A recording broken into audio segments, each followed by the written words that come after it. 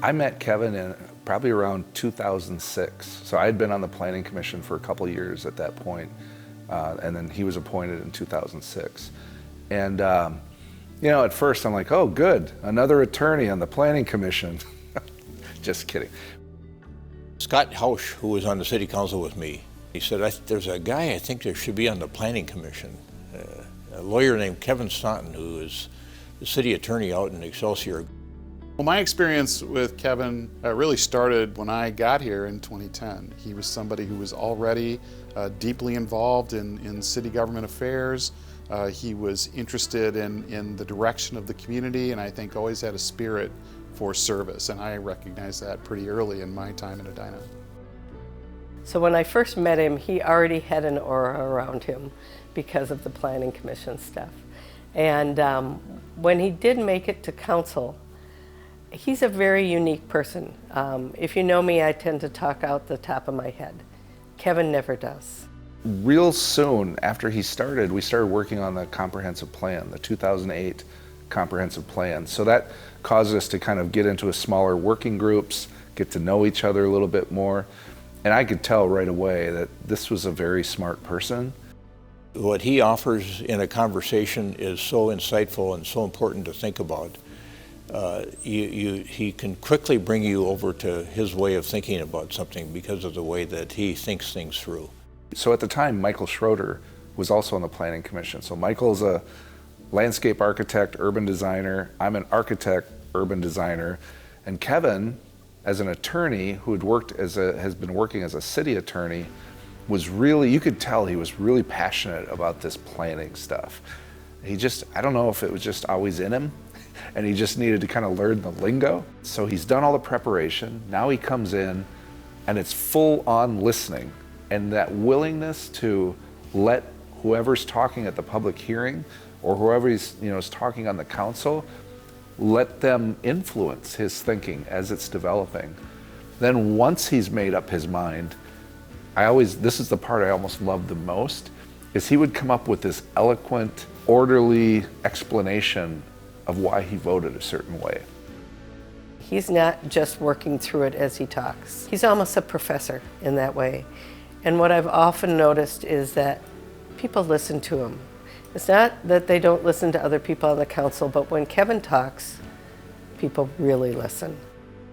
He brought a perspective as a city attorney and a city employee in another community that a lot of council members don't have. He could see how citizens were interacting with staff and how staff were interacting with council, and he could synthesize that in the best way possible. And I think that was an advantage for him, and it was certainly an advantage for our city. He makes you feel smart by pulling out of you, what are your ideas? What are you thinking? So I've always loved that about him, but it was always entertaining. We got into our wives would call it a bad habit, because we're so busy during the day and trying to be with our families in the evening. So it was late night conversations we'd have on the phone.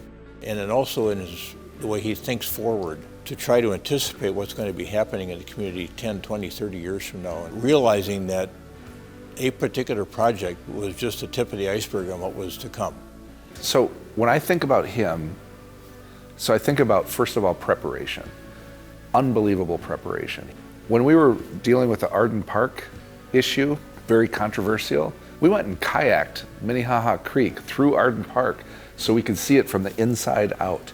That's the kind of preparation Kevin does. He has a deep connection to Edina. He wanted it to be better, not just for him, but for the people that came after him, and including his kids and people of that age group. So I think that's what we got from Kevin, is somebody who thought about the future a lot and wanted to make sure that his community was positioned the right way for it. He and Maria, his wife, have raised their 3 boys and their golden retrievers in Edina. And he loves our city, and that always shows when he speaks about our city.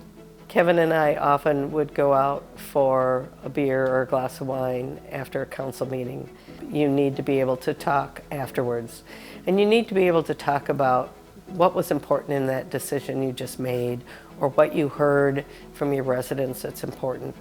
When you think of the good fortune of having a big intellectual brain coupled with a guy with a big heart, you think of Kevin Staunton, because he's as good a human being as you're going to find.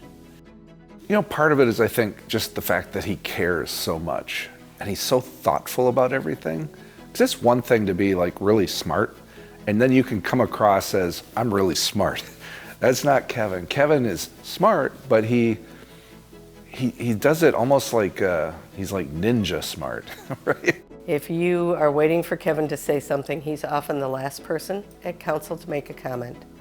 And you know he's listened actively, and he's already thought about what he's going to say. An amazing way that he would bring it all together, and so I always enjoyed that. I always kind of hoped the mayor would wait and have Kevin go last, because he'd always wrap it with a bow. Kevin, I've worked for a lot of council members in my 30-plus years of city management. You're one of the best.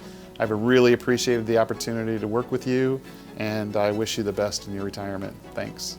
Kevin, you know how I feel about you. You know that you have been really important in my life as a council person and as a friend.